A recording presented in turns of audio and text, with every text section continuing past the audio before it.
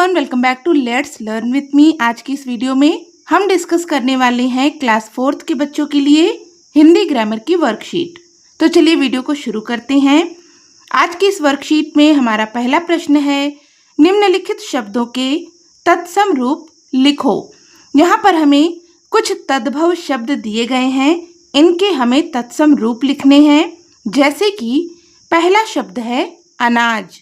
अनाज का तत्सम रूप होता है अन्न, तो यहाँ पर हम लिखेंगे अन्न। फिर है गांव।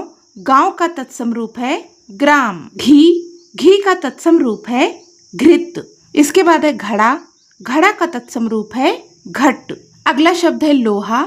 लोहा का तत्सम रूप है लौह। सीख। सीख का तत्सम रूप है शिक्षा। बूंद का तत्सम रूप है बिंदु। आंसू का तत्सम रूप है अश्रु। इस प्रकार से प्रश्न संख्या 2 है, निम्नलिखित शब्दों के दो दो अर्थ लिखो जो भिन्न हो। तो यहाँ पर हमें कुछ शब्द दिए गए हैं, इनके हमें दो अर्थ लिखने हैं। यानी कि ये ऐसे शब्द हैं जिनके एक से अधिक अर्थ होते हैं। जैसे कि यहाँ पर पहला शब्द है कनक। तो कनक का अर्थ होता है धतूरा। कनक का अर्थ गेहूं भी होता है और कनक का अर्थ सोना भी होता है। तो यहाँ पर हमें दो अर्थ लिखने हैं, तो यहाँ हम लिख देते हैं सोना और धतूरा। अगला शब्द है आम। तो आम के भी कई अर्थ होते हैं। जैसे कि आम एक फल है और कई बार हम कहते हैं कि यह तो आम बात है, यानी कि ये तो साधारण बात है। तो यहाँ पर एक अर्थ इसका साधारण भी हो जाएगा। इसी प्रकार से अगला शब्द है उत्तर। तो उत्तर का एक अर्थ होता है दिशा, उत्तर जो दिशा होती है, और उत्तर का अर्थ होता है जवाब देना। तो इस प्रकार से यहाँ पर दो अर्थ हो गए, दिशा और जवाब। फिर है हार। हार शब्द का एक अर्थ होता है माला, गले में पहने जाने वाला आभूषण, और दूसरा अर्थ है पराजय। फिर है कर। कर का अर्थ होता है हाथ, और कर हम टैक्स को भी कहते हैं। तो इस तरह से यहाँ पर कर शब्द के दो अर्थ हो गए, हाथ और टैक्स। अगला शब्द है पत्र। पत्र का अर्थ होता है पत्ता, और पत्र हम चिट्ठी को भी कहते हैं। फिर है रस। तो रस का एक अर्थ होता है आनंद, और इसे हम शरबत भी कहते हैं। इस तरह से रस इस शब्द के यहाँ पर दो अर्थ हैं, आनंद और शरबत।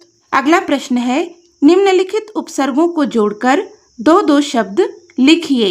यहाँ पर हमें कुछ उपसर्ग दिए गए हैं, इन्हें जोड़कर हमें दो दो शब्द बनाने हैं। जैसे कि यहाँ पर उपसर्ग है अति, प्र, कु, वि, परि। तो चलिए इनसे हम दो दो शब्द बनाते हैं। सबसे पहले है अति। सुंदर में हम अति उपसर्ग जोड़ेंगे तो यहाँ पर शब्द बनेगा अति सुंदर।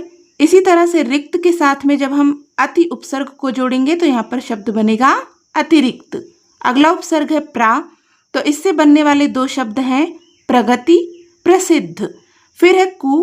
कु उपसर्ग से बनने वाले दो शब्द कुपुत्र, कुरूप। वि उपसर्ग से बनने वाले दो शब्द यहाँ पर हैं विदेश, विज्ञान। फिर है परि उपसर्ग। इससे बनने वाले दो शब्द हैं परिवार, परिक्रमा। इस प्रकार से इन्हें हम पूरा करेंगे। अगला प्रश्न है, निम्नलिखित वाक्यांशों के लिए एक शब्द लिखो। यहाँ पर हमें जो वाक्यांश दिए गए हैं, इनके लिए हमें एक शब्द लिखना है।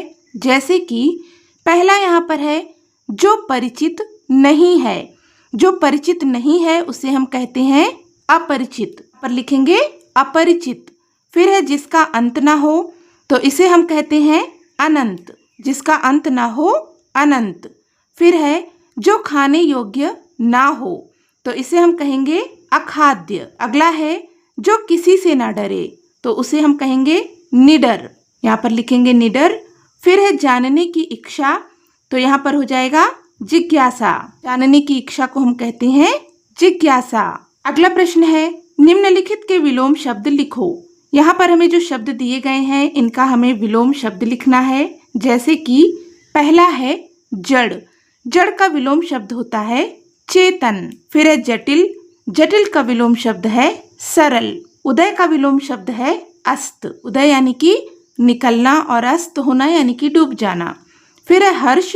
हर्ष का विलोम शब्द है विषाद। हर्ष यानी कि खुशी, और विषाद का अर्थ होता है दुखी। हर्ष, विषाद। इस तरीके से तो ये थी आज की हमारी क्लास 4th की हिंदी ग्रामर की वर्कशीट।